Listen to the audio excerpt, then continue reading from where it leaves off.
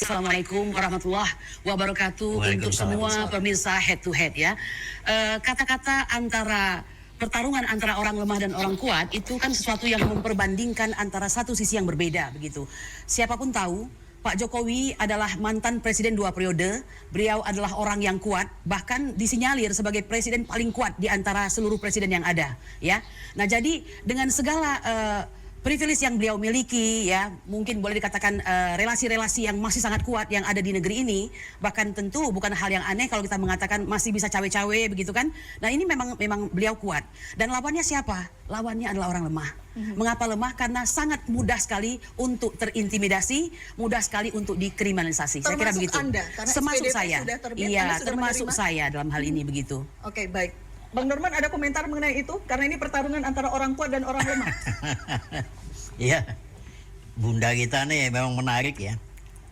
Jadi kalau sudah kepepet, kita nih orang lemah, rakyat kecil, tapi maki-maki jalan terus, menghina jalan terus, itu yang jadi masalah. Silakan aja Mbak. Jadi jangan kita diputar-putar. Kita Pak Jokowi itu nggak aneh-aneh kok orangnya. Dia datang minta keadilan, mantan presiden itu. Kenapa kok kita berlakukan seperti itu? Ya. Ingat, presiden kita ini, presiden dan mantan presiden itu dilindungi oleh peraturan pemerintah. Setuju? Ya. Pernah mendengarkan bukan? Peraturan pemerintah Bapak nomor pernah mendengarkan nggak? Saat menjadi 59, presiden, menyusahkan rakyatnya, setelah menjadi rakyat, menyusahkan presidennya dan rakyatnya. Tidak ada. Artinya, Anda mau bikin seperti apa? Ada kebal hukum itu. Negara yang yang melindungi presiden. Tidak ada yang kebal hukum, Pak. Saya koreksi Anda. Tidak ada yang kebal hukum. Nanti Anda koordinasi dengan kuasa hukum Anda ya. Tidak ada yang kebal hukum. PP nomor 59. Tidak ada yang kebal hukum. Mungkin tahun bukan kebal hukum. 2013. Mungkin bukan kebal hukum ya. Iya, artinya Ya. dilindungi oleh negara. Baik. Dilindungi oleh pemerintah. Sepanjang. Nah, jadi janganlah ya. Kita sudah maki-maki, menghina, begitu kepepet jadi tersangka. Wah, kita ini rakyat kecil. Tidak ada yang menghina, tidak ada yang mencemarkan nama, tidak ada ya. Jadi ada mau itu. kayak apapun juga tetap dilindungi oleh negara. Bang Norman mengatakan tadi tersangka, berarti sudah fix dapat informasi terkait hal itu? Iya, kalau sudah ditulis kemarin itu nama si A, nama si B, yang 12 orang itu, ya itu kita tunggu. Nah, itu pertanda Anda tidak mengerti hukum ya. Baik. Saya mau menjelaskan sesuatu. Baik, silakan. Suatu ketika dalam pembicaraan antara Rosi dengan Kapolri, Bapak Listio Sigit Prabowo menyatakan, saya sangat menginginkan ada suatu protes atau mungkin juga katakanlah semacam kritik yang sangat pedas. Karena saya ingin tahu saya memberi ruang kepada masyarakat untuk mengetahui apa sih yang diinginkan oleh masyarakat. Mendengar itu, kami TPUA seperti mendapatkan sebuah ruang. Oh, nampaknya Kapolri kita ini akan berubah untuk memperbaiki kepolisian yang sudah terlanjur mungkin di mata masyarakat dalam tanda kutip kurang baik begitu ya. Itu kami challenge ya, karena kami ini sudah 3,5 tahun mencari keadilan untuk seorang Bambang Tri dan Gus Nur ya, dalam ijazah palsu. Itu dimulai dengan perkara nomor 592 di Jakarta Pusat. Belum sempat itu disidangkan, mereka ditangkap. Sehingga berubahlah perkara itu dari perkara perdata menjadi perkara pidana yang disidangkan di Surakarta. Perkara 318 dan 319. Apa yang terjadi di situ? Di situ ternyata tidak terbukti ada suatu perbuatan berkataan bohong yang menimbulkan kerusuhan, itu tidak ada ya. Tapi tetap saja dipaksakan untuk divonis, padahal 30 saksi tidak ada satupun yang melihat ijazah asli Bapak Joko Widodo ya. Dalam persidangan salah satunya rekan kami Ahmad Rosinuddin ini juga menjadi pengacaranya di situ, bertanya kepada jaksa, ini mana aslinya ya? Oh, nggak ada Bang, kami hanya terima dari Pak Polisi hanya ini saja. Jadi itu dilegalisir, tetapi tidak pernah diperlihatkan aslinya. Finally mereka menghukum seseorang, 2 orang anak bangsa ini tadi dengan tidak lengkap segala macam pembuktiannya. Bahkan itu kan berbeda dengan ini ya, sekarang. tapi perkara ini pun bisa naik P21 tanpa ada ijazah aslinya. Artinya ya? ada kekhawatiran bahwa ini kemudian menjadi upaya kriminalisasi juga. Ada 12 nama setidaknya yang beredar saat ini. Saya kira itu it's very clearly ya. Oke. Nah, cuma begini Mbak, saya agak aneh kalau pada akhir-akhir ini tiba-tiba Bapak Joko Widodo mengatakan saya tidak melaporkan orang-orang tersebut, tapi saya melaporkan perkaranya. Oke. Ya, sebenarnya ada banyak hal yang ingin saya sampaikan, tetapi kadang-kadang Bapak tadi bilang beliau dilindungi oleh negara. Mungkin saya mengambil kata singkatnya itu kita harus menghormati kepala negara, kan begitu ya, atau mantan kepala negara. Saya setuju. Dan kalau kami Itu bukan itu memang peraturan iya, pemerintah. saya bilang saya setuju. Ya. Jadi kita terlalu lancang. Ya, saya jangan bilang Terlalu lancang, Pak. lancang. Tidak Kita lancang. aja nggak berani Ya, Anda kan kok. relawan ya. Jadi bahasa Anda pasti berbeda dengan saya begitu ya. Oke. Dan oleh karena itu harus seimbang. Yang ngomong lebih baik pengacara dengan pengacara saja Oke, kalau kayak baik, gitu baik. gitu. Karena tadi ada mengatakan Iya. Pak Jokowi tidak melaporkan, kita konfirmasi langsung. Iya. Bang Rifai, apakah betul memang tidak ada nama-nama yang dilaporkan saat itu atau seperti apa sebenarnya pada saat awal? Oke, kebetulan saya sendiri yang mendampingi pada saat beliau menyampaikan laporan di Polda Metro. Dan memang waktu itu yang kita sampaikan hanya perbuatan pidana. Kita tidak mau menunjuk orang, kenapa? Karena kembali lagi dalam Undang-Undang ITE itu sulit kita menentukan siapa orangnya. Karena ada fake video, ya, ada juga peran yang mengucapkan, yang menyebarkan, sehingga karena begitu banyak, kami juga tidak mau masuk terlalu jauh. Kami hanya menjelaskan ada 24 objek yang kita temukan dan isinya tidak hanya penghinaan tapi juga fitnah. Ya. 24 objek itu berupa rekaman. Rekaman-rekaman, ya, baik video-video di YouTube dan segala macamnya kami serahkan. Lalu ditanya siapa terlapor, menurut ini kita silakan dalam lidik saja didalami. Karena kembali lagi kita tidak mau mendahului. Kedua, kita menghormati asas praduga tidak bersalah. Karena kami juga tidak mau orang yang tidak bersalah harus dimintai pertanggungjawabannya. Sebaliknya, orang yang bersalah justru akhirnya dilepaskan. Karena itu bukan tujuan hukum lah intinya. Itu yang kami laporkan. Nah, lalu seiring berjalan pun juga kami tidak mengetahui prosesnya. Dan terakhir ada 12 nama. Di BAP kemarin ada tuh 12 nama muncul. Waktu itu juga Pak Jokowi dalam pemeriksaan di Solo dia bertanya, kok Pak sebanyak ini? Oke. Dia bilang, Pak ini belum ditentukan tersangka di penjelasan penyidik. Tapi paling tidak orang-orang ini akan kita dalami. Bisa lebih banyak, bisa menjadi sedikit. Karena kembali lagi, untuk penetapan tersangka kan perlu ada gelar. Alat bukti yang sudah lengkap perlu ada gelar. Jadi kalau SPDP memang tidak bisa menjadi acuan. Oke. Kemarin agak cukup lama pemeriksaan ketika di Polres Solo ya Bang Rifai? Betul, cukup lama. Sebenarnya kalau pertanyaan tambahan hanya 10. Ya, pendalaman terkait siapa yang menguji skripsi beliau, lalu tentang Pak Kasmujo ditanyakan kembali, lalu ada terkait siapa si Dian yang PSI itu ya. Apakah kenal, dari mana dia dapatkan ijazah, kopi ijazah dan segala macam. Tapi yang buat lama itu kemarin kebetulan harus dikali kalau nggak salah 14 lengkap dengan halaman 30 sekian. Jadi total Pak Jokowi harus tanda tangan sekitar 800 halaman. Oke. Lamanya diproses tanda tangan. Lamanya di situ. Nah kebetulan kan beliau sedang dalam masa pemulihan ya. Kulitnya ini sendiri kan boleh dibilang baru mengelupas. Jadi agak kaku. Untuk paraf itu sempat kita perlu jeda-jeda dulu, dikasih dulu semacam vaselin seperti itu. Tapi alhamdulillah dari mulai jam 10 sekitar 3,5 jam selesai. Oke, berarti clear begitu ya ketika laporan Pak Jokowi tidak ada nama tertentu tapi ada pengembangan di sana. Betul. Oke, baik. Kalau ke Bang Lecumanan, Pradi Bersatu melaporkan nama-nama tertentu. Kami melaporkan tiga nama saja ya. Oke. Yang pertama itu adalah Pak Roy, kemudian yang kedua itu adalah Pak Rismon dan Ibu Tifa. Itu yang kami laporkan dalam laporan kami. Oke, dasar pengaduannya, pelaporannya? Dasar pengaduan kami yang kami duga adalah perbuatan pasal 160, kemudian Jungto 28 ayat 2 ITE, yaitu penghasutan, kemudian melalui media elektronik. Nah, yang kami duga dihasut itu adalah masyarakat Indonesia dihasut untuk percaya bahwa produk yang digunakan Pak Jokowi adalah produk palsu. Nah, sementara pihak Bareskrim telah menghentikan laporan daripada TPUA. Yang kedua, bahwa Puslap-Por Bareskrim telah menentukan bahwa ijazah yang dimiliki oleh Pak Jokowi adalah ijazah asli, yang identik dengan teman-temannya. Itu dasar kami. Iris daun bawang bikin nangis terus? Gunting aja, 10x lebih cepat, gunting ajaib 5 lapis, cukup sekali potong, selesai, 1200, ibu rumah kak. Pak Jokowi adalah ijazah asli, yang identik dengan teman-temannya. Itu dasar kami. Oke, berarti firm namanya disebutkan. Saya ke Anda dulu, baru nanti ke Bang Al-Kapiri. Ada laporan menyebutkan sekarang 12 nama, termasuk ada Bang Roy Suryo di sana juga, Bang Ahmad. Pekan lalu kita melihat bagaimana kemudian ada pertemuan di Gedung Juang, ada pernyataan, ada statement di sana gitu, ada kecenderungan pernyataan, ada kriminalisasi, ujungnya ke sana. Menurut Anda? Ya, saya tegaskan memang ini satu tindakan kriminalisasi, satu peristiwa yang sebenarnya hak konstitusional untuk menyampaikan pendapat dijamin konstitusi pasal 28 Undang Dasar 45, tapi kemudian narasikan sebagai kejahatan dan kemudian dikonfirmasi sebuah laporan polisi oleh saudara Joko Widodo di 30 April 2025 yang lalu. Saya juga ingin agar yang diajari untuk bersikap ya, negarawan gitu, kesatria bukan hanya pihak terlapor, tapi juga pihak pelapor begitu. Pelapor ini kan melaporkan orang. Kuasa hukum sebelumnya sudah menyebut setidaknya 5 inisial.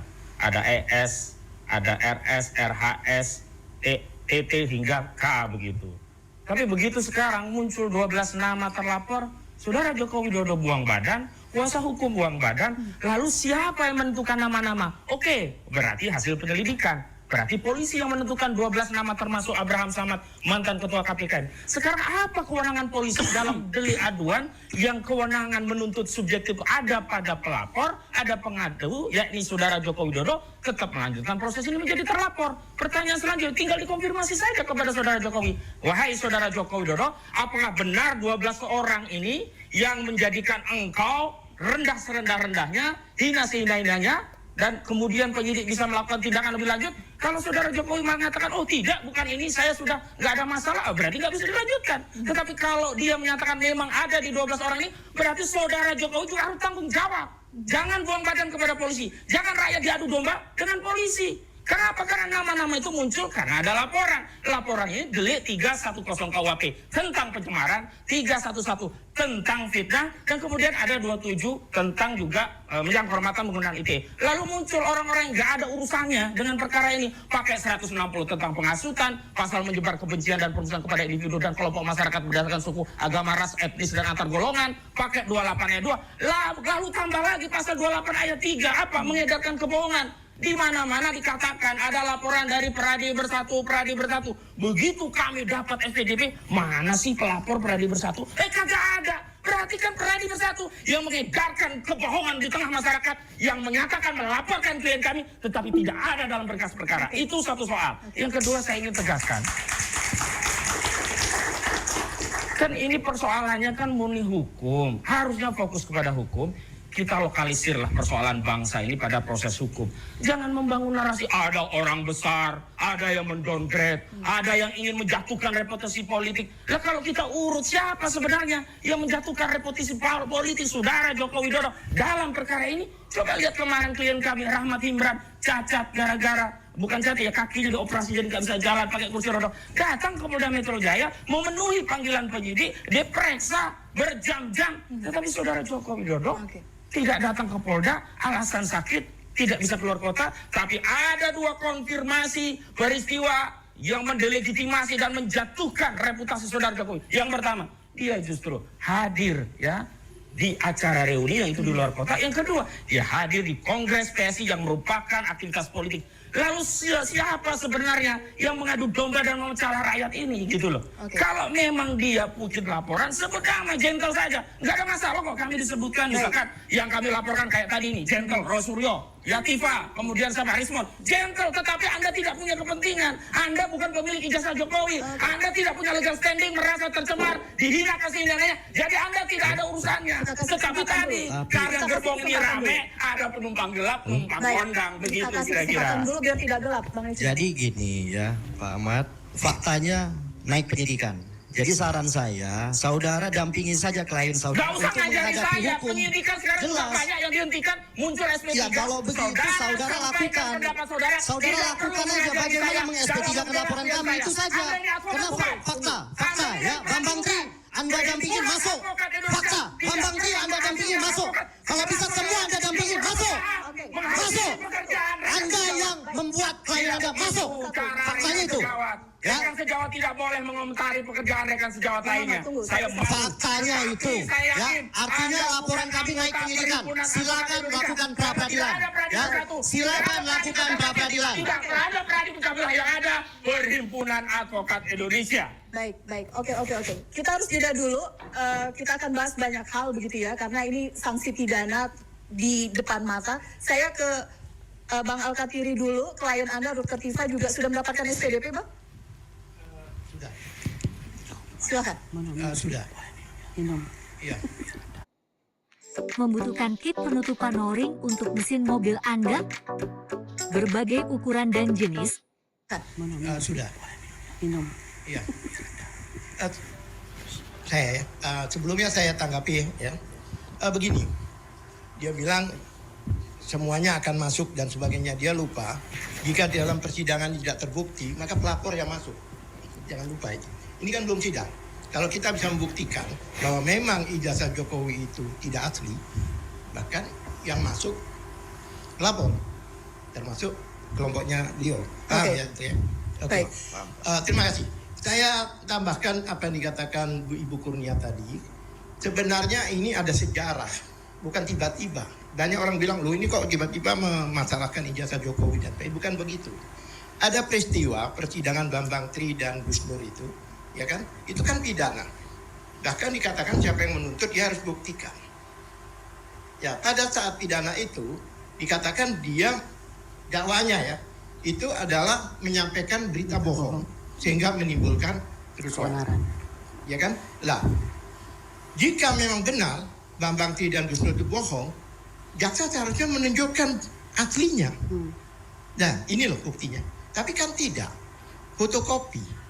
Dalam selama saya jadi 30 tahun lebih, apalagi pidana, menyangkut nasib orang, tidak boleh walaupun kita fotokopi, dileges, tapi di dalam persidangan aslinya harus ditunjukkan. Itu sejarahnya. Jadi Bambang Tri dan Gus Nur ini itu dihukum berdasarkan asumsi, bukan berdasarkan fakta persidangan sesuai KUHP. Ya kan? Lah, oleh sebab itu karena pendampingnya saudara saya Bang Ahmad Tinudin, lagi Dusian, lah mereka mempertanyakan ijazah ini ada nggak sih? Nah, sehingga mereka bersurat ke UGM, mereka bersurat ke Jokowi, bersurat ya, datang ke Solo dengan baik-baik. Bahkan mereka bikin pemberitahuan ke polisi karena banyak orang, dan mereka datang ketok pintu dan diterima oleh rektor, oleh dekan dan sebagainya. Ya kan? Nah, kebetulan ada Bu Tifa di situ, ada Roy Suryo sebagai saksi juga. Beliau-beliau ini saksi juga, walaupun kapasitasnya sebagai ahli ya. Tapi dalam hal ini ke Jogja kemarin, beliau-beliau ini sebagai saksi, menyaksikan, bahkan ikut bertemu, ikut ngobrol. Nggak ada teriak-teriak, nggak ada yang diterima kok sama Jokowi. Duduk mereka. Dan itu berbeda dengan yang sekarang, menurut Ya, Anda? Ini ikut Ibu Surya, Ibu Kurnia. Duduk, jadi nggak ada ini. Rame-rame nggak ada, ya kan? Itu. Nah, kemudian kalau saya hubungkan dengan Undang-Undang Informasi Keterbukaan Publik, ya kan, Undang-Undang Nomor 14 tahun 2008, itu jelas pasal 1 poin 3 ayat 3 menyatakan bahwa yang dimaksud lembaga publik, eksekutif, yudikatif, legislatif dan sebagainya itu adalah yang mendapatkan dana dari APBN. Baik sebagian atau keseluruhan. UGM dapat dana, apa namanya BOPT, ya kan, dana bantuan operasional perguruan tinggi. KPU dapat dana dari APBN. Berarti mereka itu lembaga publik. Di undang-undang itu sendiri pasal 4, pasal 2-nya jelas bahwa yang maksud dokumen publik, ya kan, kan Jokowi ini menggunakan ijazahnya waktu itu. Oke, artinya apa Bang? Apa yang ingin Anda sampaikan? Karena ini adalah dokumen publik, maka dapat terbuka untuk umum dan dapat diakses. Jadi tidak ada tindak pidana di sini. Bahkan pasal 4-nya menyatakan semua warga negara berhak. Apalagi di Undang-Undang Dasar 28F itu jelas bahwa setiap warga negara bisa berkomunikasi, ya kan, mendapatkan informasi dan mendapatkan akses untuk lembaga publik. Jangankan ijazah ya, hartanya saja harus declare.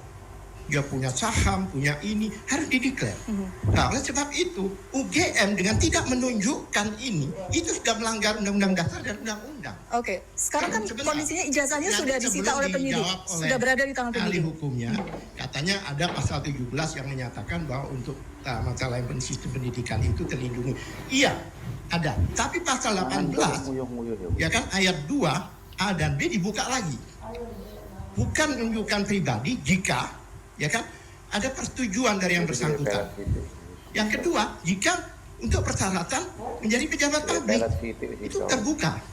Jadi undang-undang itu sudah menutup diri, ya kan?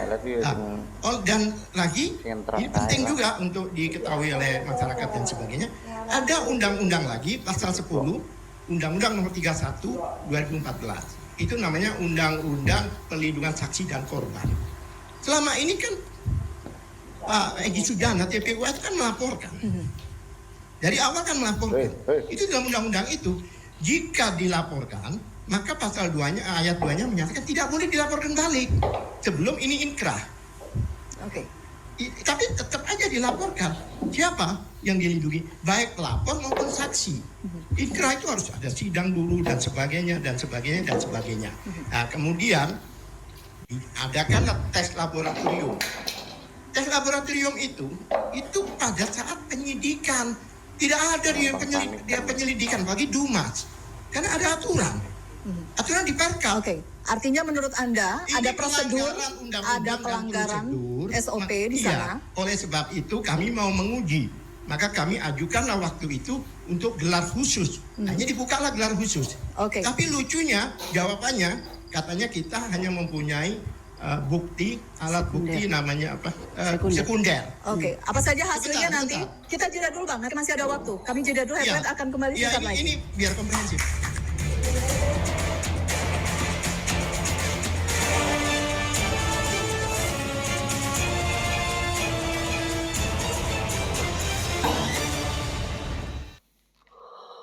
Le mineral beda banget, rasanya nggak enak jadi bisa minum banyak.